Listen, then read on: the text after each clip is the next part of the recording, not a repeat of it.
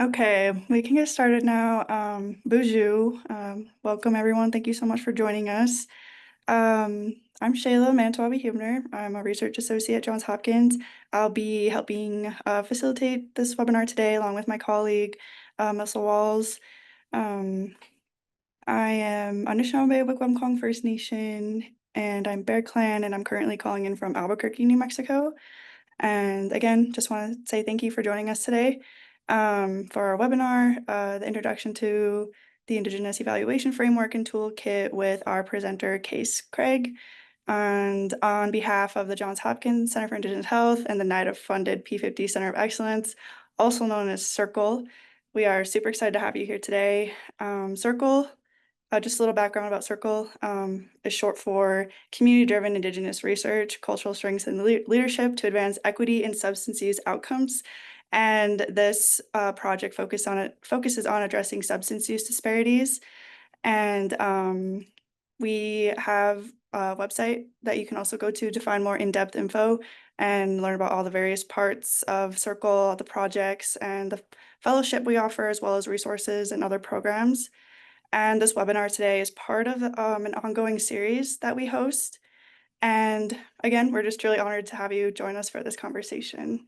Now I'm going to pass it over to her, Dr. Melissa Walls, to introduce our speaker for today. Miigwech Shayla, Bonjour everybody. Nice to see some familiar names and some new friends in the chat. So I'll say Bonjour Nindinaway Magni Dug Mimingwan Indishinakas Magizi Duadam, and I'm here in what is known today as Duluth, Minnesota. But as I shared in the chat, these are Fond du Lac, Band of Ojibwe homelands and territory, and the beautiful Big Lake is just outside my window. What a great treat we have in store for you today. I've gotten to know Kase over the past year. We get to work together on another project called NCREW. And Kase has been with Seven Directions since 2023, where they work on the technical assistance and Indigenous evaluation teams. I know firsthand that Kase also supports several website and comms projects. So Kase's family is of white settler descent, Irish and Scottish. And they were lucky to grow up along the shores of Lake Michigan in Wisconsin and Illinois, and shares that many Indigenous elders were teachers who helped shape his worldview. And their first steps into the world of public health were through an environmental justice class, very timely, taught alongside the Bad River Band of Lake Superior, Chippewa. I think we have some Bad River folks here today. And later, Kase worked as a counselor and harm reduction advocate in Chicago. Kase graduated from the University of Washington, UW for those who know, in 2022 with a master's degree in social and behavioral sciences and an MSW in community-centered integrative practice. And Kase today does live in Seattle with their partner Ketsi and two cats. I have to share the names of the cats. They're wonderful. Special Agent Dale Cooper and Birdie McIntyre. That's so great. So as you mentioned, Shayla, we will hold questions till the end, and Kase will take us through this wonderful journey together. So welcome, Kase. We appreciate you so much. Handing the mic over to you. Thank you so much, Melissa, for that lovely introduction. Hi, everyone. Thank you so much for having me today. Again, my name is Kase. My pronouns are they and he, either of them work. I'm originally from the Midwest, from Wisconsin, and as mentioned, I'm not Native myself. My family are white settlers from Ireland and Scotland. However, I grew up hearing and being involved in creation stories and learning the names and places for things, Gitchigummy and Michigummy, the big lakes that I grew up by. And so I really feel honored to have grown up around this knowledge and in this community. And I'm excited to share with you about Seven Directions Indigenous evaluation work today. I'll be going pretty quickly because there's a lot of content, so I'm excited to talk about questions at the end. So today we'll go over introduce the Indigenous Evaluation Toolkit and build a really foundational understanding of Indigenous evaluation concepts and approaches. We'll also discuss ways to prioritize Indigenous evaluation and community engagement throughout designing a program evaluation, and how to identify Indigenous success measures in evaluation. Just a little bit about Seven Directions. Our mission as an organization, we're an Indigenous Public Health Institute based in Seattle, and our mission is to advance American Indian, Alaska Native, and I'll add Native Hawaiian health and wellness by honoring Indigenous knowledges, strengthening tribal and urban health systems, and cultivating innovation and collaboration. Brief land acknowledgement of my own, recognize that where I'm currently based and where Seven Directions is based, we learn, teach, and live on the ancestral homelands of the Coast Salish people. We have a responsibility to acknowledge the history of Indigenous land dispossession and to address current disparities resulting from past harms. Brief acknowledgements for our overall work for this toolkit. This work would be really truly incomplete without a longstanding collaboration with Doctors Joan LaFrance and Nichols, as well as their work with the American Indian Higher Education Consortium, who developed the original Indigenous evaluation framework on which this toolkit was based. There's also an extended network of tribal public health partners, including Alaska Native elders, our opioid technical advisory group that supported Seven Directions over the past year, and team members and Indigenous communities since time immemorial. Over almost a decade of work have really gone into this collaborative effort. So to get into what we'll be discussing today, the Indigenous Evaluation Toolkit was developed with support from the Centers of Disease Control and the National Network of Public Health Institutes. And it's a toolkit that provides step-by-step guidance, worksheets, and concrete examples to support Indigenous communities that are looking to indigenize and decolonize their program evaluation efforts. We'll get into specific topic areas. You'll notice that the original toolkit that we released in 2023 focused on opioid overdose prevention programming. However, we've come out with a few supplements since then that touch on other areas of public health, and we really encourage that this could apply to any area of public health. Suicide prevention, driving under the influence prevention being two of them, but today we'll mainly focus on overdose and substance use prevention. The toolkit includes 4 phases, like I said, with step-by-step guidance, worksheets and activities for each step that we'll review together today.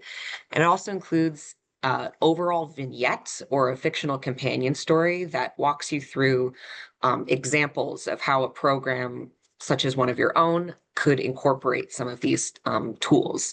And then finally, completed worksheets, so you have direct examples of how someone might incorporate this toolkit into their program.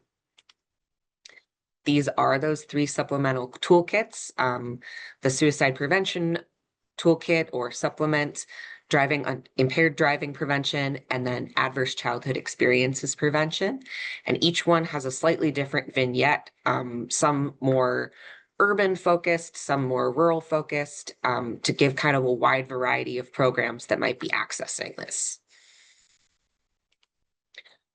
So before we get into the meat of the toolkit, I wanted to give a little pause. We include this slide on terminology to acknowledge the importance of language and terms. We use the term Indigenous throughout the toolkit and our training to refer to members of community that are deeply tied to place and often have traditional stories, as well as ancestral connections that shape their relationship with the land. And these people are typically define themselves as first peoples of a given territory that predate the arrival of settler populations. And often we acknowledge that Indigenous might not be the preferential term. And the focus of this toolkit, as I mentioned, is on American Indian, Alaska Native, and Native Hawaiian communities based on the team's connection to those communities in the now United States. However, we encourage broad applicability and reach, and we've piloted this toolkit with a variety of other communities outside of the United States as well, including American Samoa. So what is Indigenous evaluation?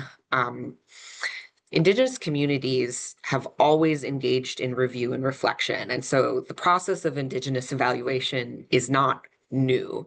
Indigenous evaluation is the long relied upon use of Indigenous ways of knowing and deep community involvement when assessing or evaluating a program's effectiveness or a community's impact. So broadly speaking, Indigenous evaluation refers to Indigenous ways of knowing and community involvement when assessing or evaluating how well a program works towards success. Why use Indigenous evaluation? It's important to use the tools that best fit the communities that are providing the programs. So Western frameworks or frameworks for evaluation that were developed outside of Indigenous communities may not provide methods that fit well with Indigenous ancestral and cultural wisdom. As Indigenous communities continue to shape programs to reflect their own stories, their own ways of knowing, and cultural perspectives, there's a growing need for frameworks that support the infusion of this knowledge into the creation and evaluation of programs. So in short, culturally grounded programs require culturally grounded evaluation approaches. To kind of tease these two apart, I've mentioned now Western frameworks for evaluation and now Indigenous frameworks for evaluation. Both of these require the systematic gathering of information about the community's services, needs, and how that contributes to public health outcomes. In Western forms of evaluation, there's more of an emphasis on objective knowledge types, and the role of the evaluator is often an outside perspective. So someone not from that community coming in to provide suggest evaluation measures outside of that community. And the questions that are addressed are often an emphasis on external validity. So how well does this program's success give us information about how well this program will work throughout the state, throughout the country, or on a larger scale? And it can include community participation, but rarely does the community own the evaluation process. Versus in Indigenous evaluation, there is a much larger emphasis on holistic knowledge types and a greater number of people involved and a greater amount of relationality. The community itself is defining the questions and often having greater control over the evaluation.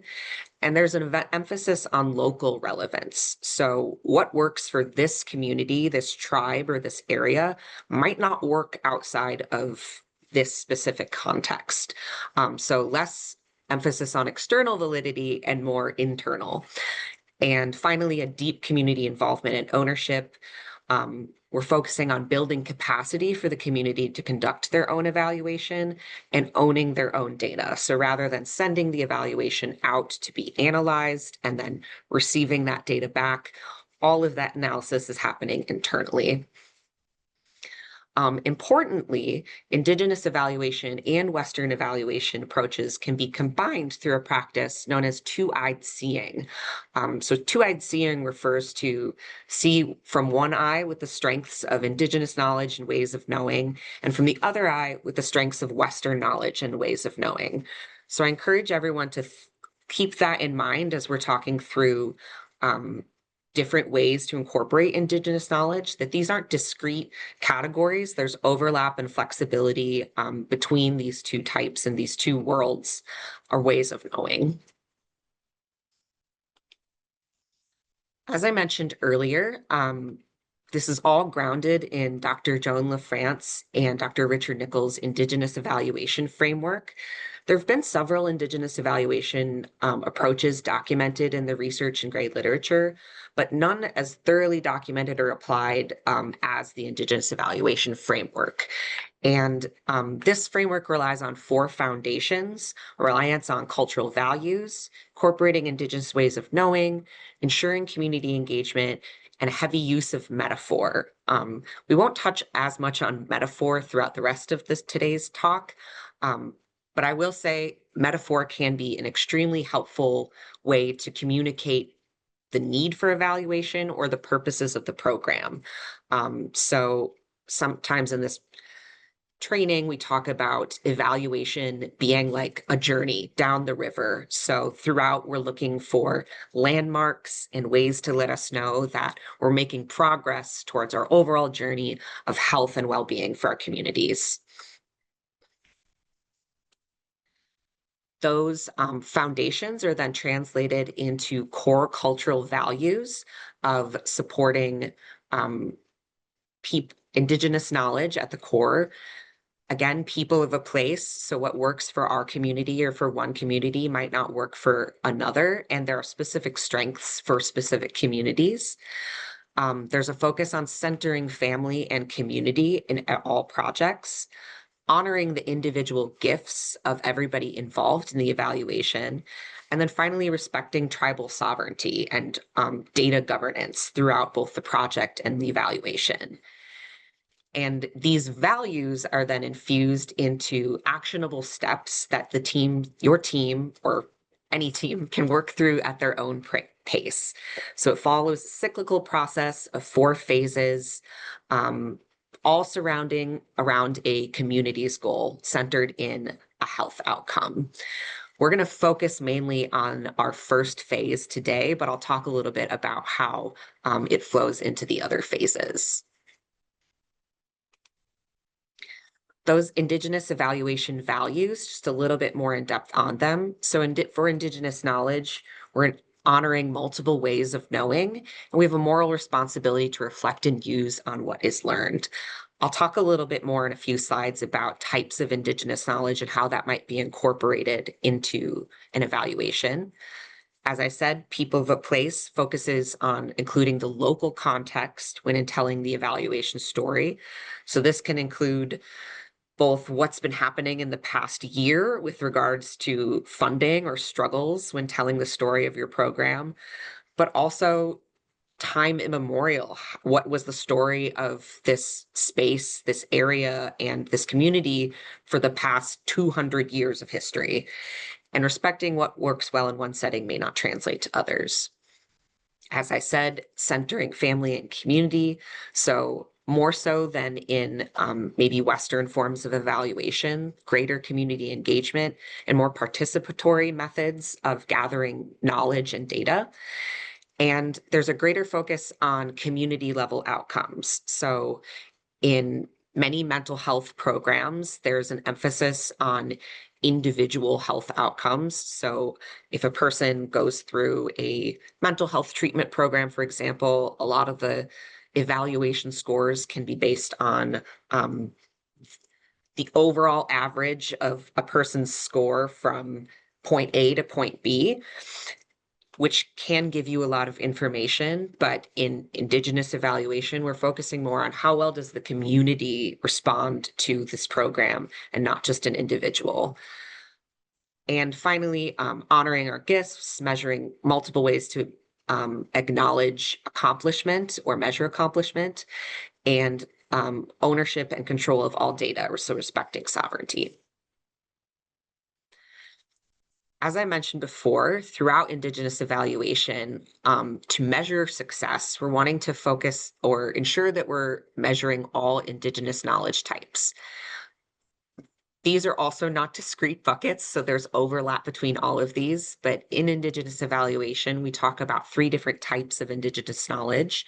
The first being empirical knowledge, so observations and experiments in natural settings. And this is what we typically think of when we think of evaluation methods. So attendance records or participation records, qualitative feedback gathered at maybe a talking circle, or things that are a little more creative, like photographs or drawings. But then we also have revealed knowledge. So information that comes through dreams, visions, or feelings. So what is the information that's captured through talking about a program, feelings of sacredness, or when a participant in a particular program creates art that shows how they feel about the program, or how the ways about themselves have changed throughout the program. What does their art look like, or how does what they create change throughout the length of a particular program or year? So this can be a type of qualitative data, but it gets at a little bit more less structured approach of gathering data. So it's more like, what are you hearing when you're out in community, when you're attending particular community events? How are people talking about the program? And then finally, there's traditional knowledge, which is handed down through generations. So creation stories or oral histories. Some examples of success measures could be elders' opinions about the program or them describing an interaction between an ancestor in the spiritual world and the community. So potentially in a community meeting, an elder reflects either a vision or a dream where they interacted with an ancestor that's telling them, we need to get our youth more involved in culture. We need to get youth more involved in attending ceremonies so that they see culture as a way to connect, not a way to see culture as a way to protect against harmful things like substance use or mental illness. So all of these can be ways to show progress towards an overall vision of success. Some examples of Indigenous evaluation: using culturally based storytelling and metaphor to describe a prevention's program journey and purpose. So as I said, either a river journey to describe the progress of a program, or I've also heard programs describe the process of harvesting as a way to describe their program journey because it brings the entire community together. Everyone has different roles and is involved in a different way, from youth all the way to elders. So that can be a way to describe the purpose of a prevention program. Having public health flyers that are available in English and the language of a particular community, or basing the entire program around a particular term. For example, one community that I worked with had a really heavy focus on education around chinchasha, the Lakota word for red willow, as an alternative to commercial tobacco use. So a lot of their public health flyers and programming was based around education around the word and term chinchasha. Another example could be when opening a healing center, planning for what it should look, smell, and feel like to heal. I'll have an example of this in a couple slides. And then finally, harvesting Indigenous foods at environmentally sustainable times based on knowledge passed down to improve health. All of these can be methods of knowing that ways to assess progress towards a journey of success. So if you have a vision of what our program will look like in a few years, these are ways to assess that we're making progress towards that goal. And we'll get into visions in just a minute. Indigenous evaluation also encourages teams to prepare for the challenging work. Past and present systems of oppression and colonization have included the deliberate destruction of Indigenous knowledge systems for health and well-being. This is something that we're all sitting with as people in public health and mental health work.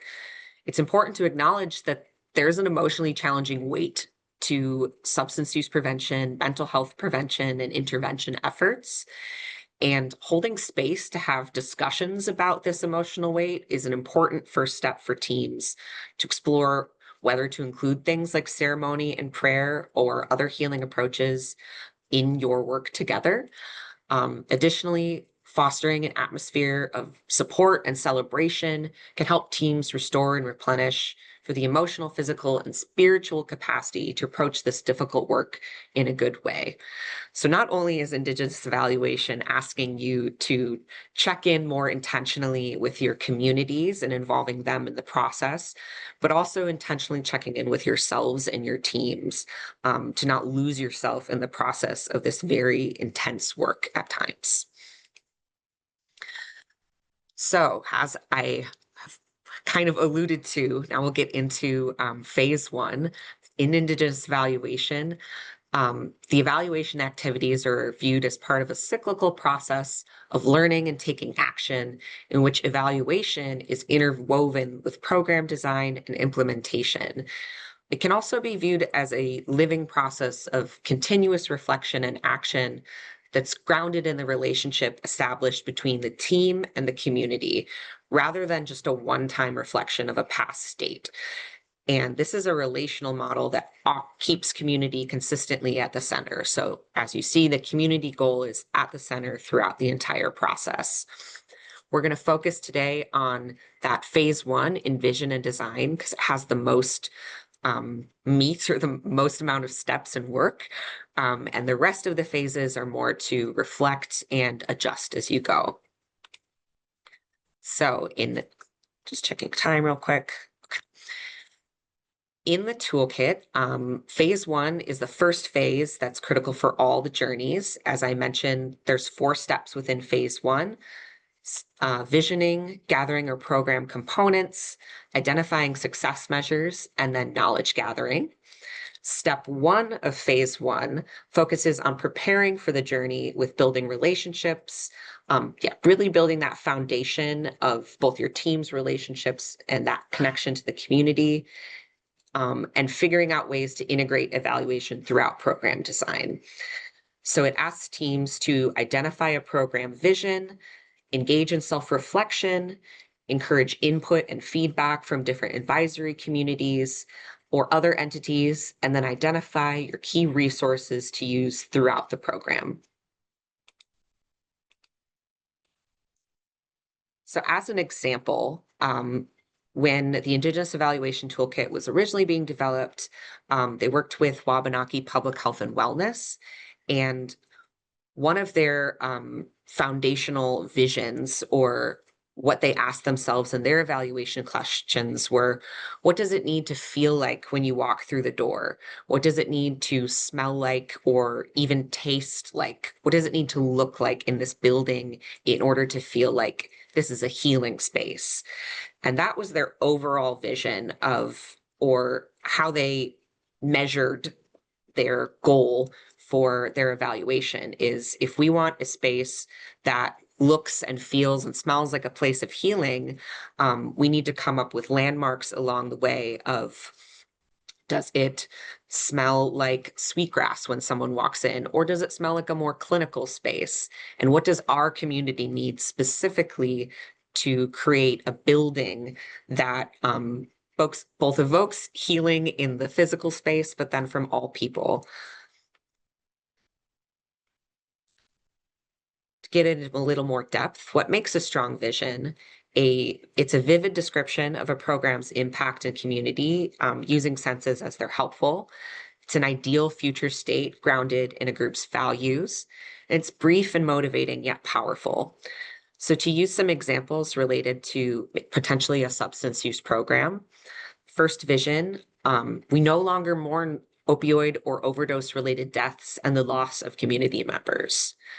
Another vision could be that our community is well educated and equipped with ways to reduce harm related to opioid use. So something very specific related to harm reduction. Or finally, our community has no stigma, or there's a significant reduction in stigma related to seeking recovery for mental health services. So as you can see, all 3 of these are very ideal states, but they do provide us direction of an end to death and no more mourning related to overdose. We all feel equipped on how to approach harm reduction, and there's a reduction in stigma. Prior to embarking on our evaluation, part of step 2 is reflecting on values.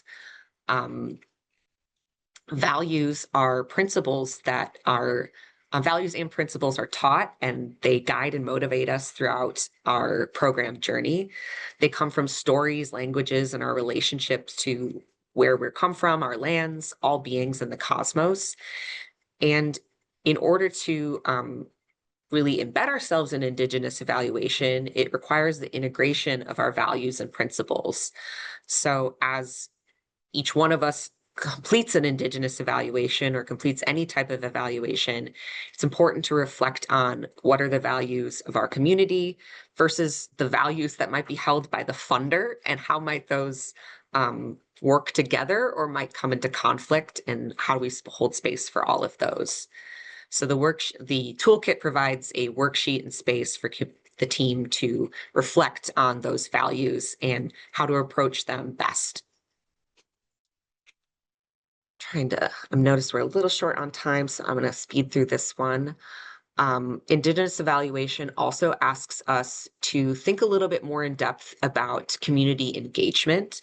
So in the toolkit, we've translated Dr. LaFrance's community engagement infographic into a continuum to help your program reflect on ways to engage community throughout an evaluation.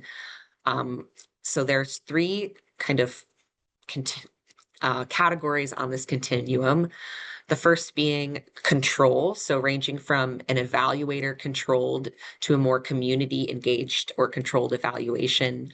An evaluator controlled would be the funder hired an evaluation to decide on the design, tools, and participants, whereas a community directed evaluation would be more like the evaluator playing the role as the facilitator and getting community buy-in. We also have a range of collaborator selection. So ranging from a broad variety of people involved in the evaluation to just staff and participants of the program. And then finally, a range of depth of participation. So maybe just consulting people at one point during the evaluation or involving them at a very deep level. So it could be incorporating youth and elders in a community advisory board, either throughout the entire process or helping design the evaluation questions. So you'll see that these three components on the spectrum, those that align most with Indigenous evaluation priorities, lie at the foundation under that green box. In other words, we encourage a broad range of input from different types of community members, an evaluation that is community directed. So what you're hoping to look for comes from the community itself, and a deep level of participation. Some examples of this that I've mentioned are starting a community advisory board, hosting community talking circles, placing the community defined parameters on what Indigenous knowledge is shared and should not be shared outside the community. So being very specific about data sovereignty and governance. We also want to note with this that not all programs will be able to be at that foundational level in the green due to funder parameters or other programmatic considerations. And the toolkit offers questions and worksheets to help your program determine what would work best. In step 3, this step guides programs through the process of determining success measures to evaluate the program that draws from those multiple forms of Indigenous knowledge. So it starts by guiding groups through the process to imagine success in a holistic way before determining ways to measure those feelings of success.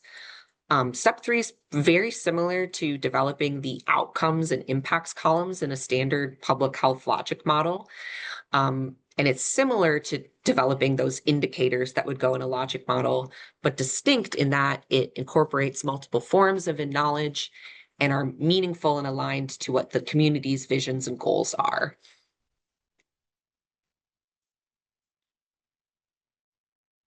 One example, I should note that we call these landmarks throughout the toolkit, so still using that metaphor of moving down a river towards an overall vision.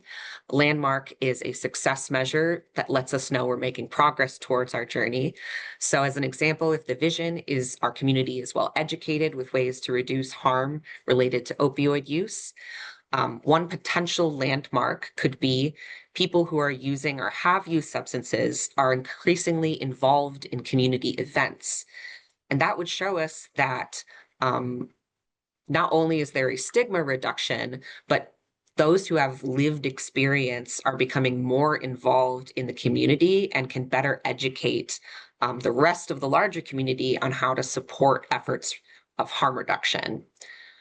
Another potential landmark that could let us know we're making progress towards this vision is that youth see attending cultural events or programs as a method to reduce or avoid substance use.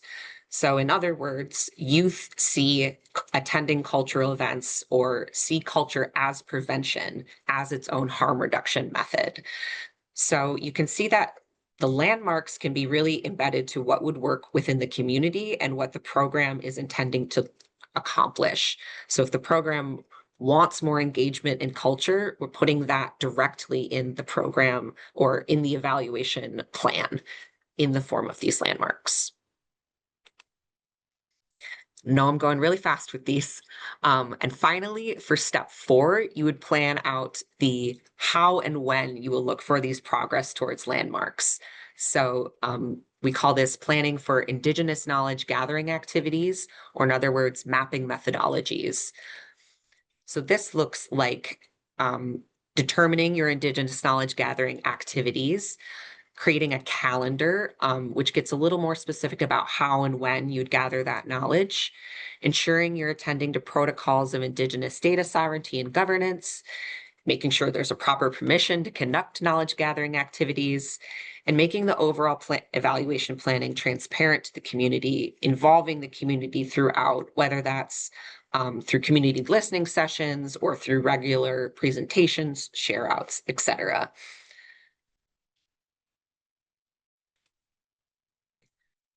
I have here there's a large amount of Indigenous evaluation or Indigenous methodology resources on how to decolonize and indigenize gathering knowledge and data. I will note that all forms of knowledge that your team acquires, learns, and reveals are considered data and vice versa. We use the terms knowledge and data interchangeably here, but prioritize the use of knowledge in this way to signal inclusion of all forms of Indigenous knowledge. So in Western evaluation, there's a heavy emphasis on quantitative data, but here we are emphasizing a widespread and more holistic inclusion of Indigenous knowledge. I will say that one example of an Indigenous methodology that I've seen regularly used in Indigenous evaluation is photo voice and use of digital storytelling methods. So whether that's creating videos or putting together picture slideshows to describe the ways that someone is impacted by a program and using that to show the success of the program rather than a pre and post test survey as a way to get the community more involved and tell their own story rather than feel like they're having to fit themselves into a box. With that, I know I went very, very quickly and we have time for questions now. I will stop sharing here. I'll also make these slides available so that you can have access to those, those links that are on that last slide. Miigwech, Kase, yeah, lots of people asking throughout the talk about slides, so thank you for that. And I also encourage people to visit the Seven Directions website. Lots of wonderful resources there. So I've been monitoring the chat and the Q&A function. Folks, feel free to keep the questions coming. One that pops up right off the bat and actually comes to mind for me as well as I'm listening to you. These approaches, which are rooted in these Indigenous ways of knowing that I think is so wonderful to kind of recenter on our values and our vision and re-diversify what counts as data in modern context, which has historically always counted as data. Ethelene asks, can you discuss the line between research and evaluation? And of course, there are federal definitions for these terms, but I'm also wondering in this vein, if folks have talked to you, because as you present, I think you could use this approach for any research project, not just evaluation. So curious if that has come up for you, Kase. Yeah, definitely. And actually, we often have a slide going over the difference or how we define it, but didn't put it in today just for time. But yeah, we consider in this context research to be generating new knowledge about a hypothesis. So often it could be testing a particular intervention that improves health. And in evaluation, we're assessing how well a program is working towards an effort to, I guess I'm getting a little lost, how well a program works towards an effort of improving health. So in research, we might be testing how the effect of like a particular intervention versus we're looking at the overall program. So how are people responding to the program? What are they getting out of it? Typically, evaluations are more about the process, like if we need to change things along the way, versus research programs.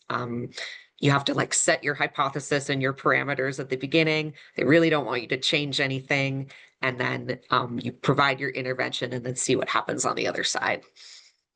Thank you. Yeah, and I think one other thing worth stating is sometimes evaluation research or evaluation activities are exempted from IRB or ethics boards Great oversight, point. which can be a paperwork thing. Two questions are aligning here. So one person is asking, they work in a local public health department and they want to think more intentionally about using these types of approaches. In other words, they don't want to end up just kind of picking and choosing the bits and pieces that make sense and are palatable to the powers that be. So they're asking about how do you kind of weave Western and Indigenous frameworks together. And Anne has a similar question. Do you have examples of this working in a state health department, for example? Yeah, that's a great question. I will say that this gets into a little bit of the work that we're all doing together, which is uplifting and prioritizing Indigenous forms of knowledge in these evaluations. So actually, I'm going to pull up the question so I have it. Some of it is like we all are kind of beholden to funders at times, that there's certain requirements that have to be included in an evaluation. And so to the note on cherry picking bits and pieces, there are some things from your funders that you might have to include in the evaluation. So they might be asking like the number of sessions held of a particular curriculum or the number of people that attend a particular session or program. And the goal with Indigenous evaluation is you might have to include that in your final report or evaluation, but also including those other components. So yes, we'll report back to the funder on the number of people, but we're also going to share like the qualitative information gathered from stories shared by people that went through the program. So that's one way to weave is answer the questions that have been asked of you, but then also provide what is meaningful to you. So that's when I bring in things like photo voice and digital and data storytelling. One example of how Indigenous evaluation has been used in a tribal serving state health department is I've seen some folks write directly into their grant digital or data storytelling as a part of their evaluation approach, and leading a workshop and teaching all the people in that curriculum how to tell their own stories, take their own pictures, and record their own videos, and like really putting it in your official grant write up that this is the method that I'm going to be using. Yes, it is a decolonized method and it's not maybe typical, or it's not a pre-test, post-test quantitative survey. But yeah, I have seen people just being very upfront about using those types of methods in their grants applications. And then also reaching out to folks like Seven Directions or Johns Hopkins we're also in this with you, to be able to, yeah, provide input on how to write that up in a grant.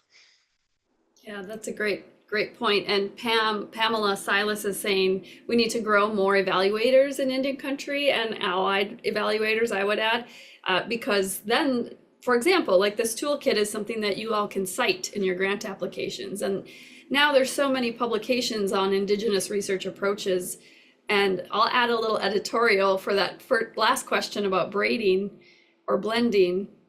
It seems to me, this came out in your presentation for me, Kase, it's less about the method sometimes, or maybe even all the time, and more about the approach and the orientation and the relationality behind it all. So even a survey, which is a very Western quantitative tool, and the statistics that come from it can be framed in Indigenous research methodology approaches and orientations to not perpetuate kind of the stigmas and the things that we've done historically with surveys. And so that feels like a very natural way to blend, that our approach is different, the way we operate together is different. We're leaning on values and vision, but we're using tools that people might understand outside of our context. Definitely. I just remembered one other example.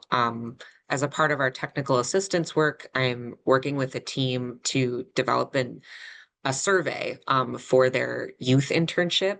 And we've been talking a lot about just building our own constructs. So they're really interested in how well does participating in an arts internship imbue children with Lakota values and understanding Lakota culture. And so it's still a Likert scale, and it's agree to disagree or like strongly agree to disagree scale. But the questions are like, I feel deeply connected to my Lakota culture and values. I have a strong understanding of certain types of artwork and certain types of beading practices and how that can help me. So it's also like thinking about like what are you actually trying to ask of the people that participate in the programs, um, and what is most meaningful to you, and less so what's meaningful to the funder. Yeah, that's great. Two questions sort of aligning. One is asking where explicitly the toolkit is found, and then relatedly, what additional trainings or are there certificates or special readings someone might check out if they're interested in learning more? Oh, you're muted, Case. Thanks. I'm popping it in the chat. So that's the link to download the toolkit on our website. We also have all three supplements there as well. Um, there's also linked on that same page a virtual version of this training that goes through each of the steps kind of one by one. It's not as in-depth as like a one-to-one training, but it can be a really great overview. And then I will add, um, probably not for this year or this fiscal year, meaning now through the end of July, but Seven Directions does come out to communities to provide direct Indigenous evaluation training. It's usually like a 2-day intensive training. We come out for a full 2 days and walk your program through how you would incorporate all the steps that I went over today. So if you're interested in that, please reach out to me. My email is in the chat as well. Like I said, not something that we would be able to do this summer, but definitely something that we can plan for over the next year. So reach out and you can get some hands-on training. Cool. I think this could be maybe room for one or two more questions. We'll see how long this one takes to answer. In the chat box here, the Q&A, I'll read it out loud for those maybe not reading along with us. When you talked about data and knowledge as interchangeable, this person wondered, could this be conceptualized in the DIKW pyramid with the K being specific to Indigenous knowledge? Or in the pyramid, data itself has no meaning. Is there a different way of thinking about what constitutes data in this approach? That's a deep question. Ooh, yes, it is a deep question. Um,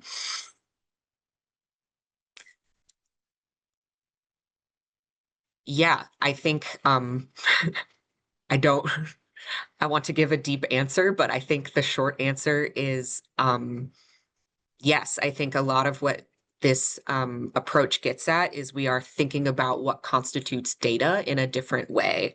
So often in Western research and evaluation, data is what can be objectively measured. And in this sense, um, if we're using data and knowledge interchangeably, data is also what is felt with the body and seen with the eyes and experienced through all the senses.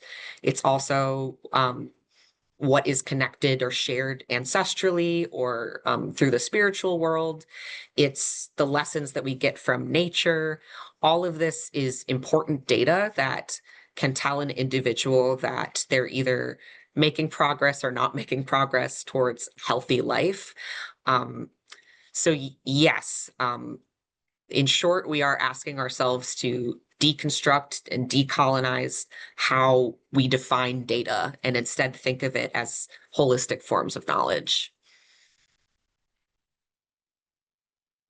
Thank you for that. Okay, so just a reminder coming from Shayla, all of the things we're talking about, the toolkit, the slides, these will come out to everybody who registered for this webinar. So I think at this point we can give people a moment. We want to give a huge round of applause to you, Kase Miigwech, for giving us this overview. And I know people will be reaching out. There's lots of interest in the chat. We also really ask if anyone could stay online for a second. We're going to share a link to an evaluation of this webinar. It takes just a second. I promise. You can scan the QR code and we'll put it in the chat. And this helps us to understand what kind of webinars you want more of, what we could improve upon within our Circle Center. And we'll leave this up here as everybody filters out today. But Kase Miigwech, thank you so much for giving us your time and the wisdom of all of those knowledge keepers who contributed to this amazing tool that all of us can use in our own work. And I'm just grateful to have you as a colleague and hope that we'll get to visit with you again soon. Absolutely. Likewise. Thank you, everyone.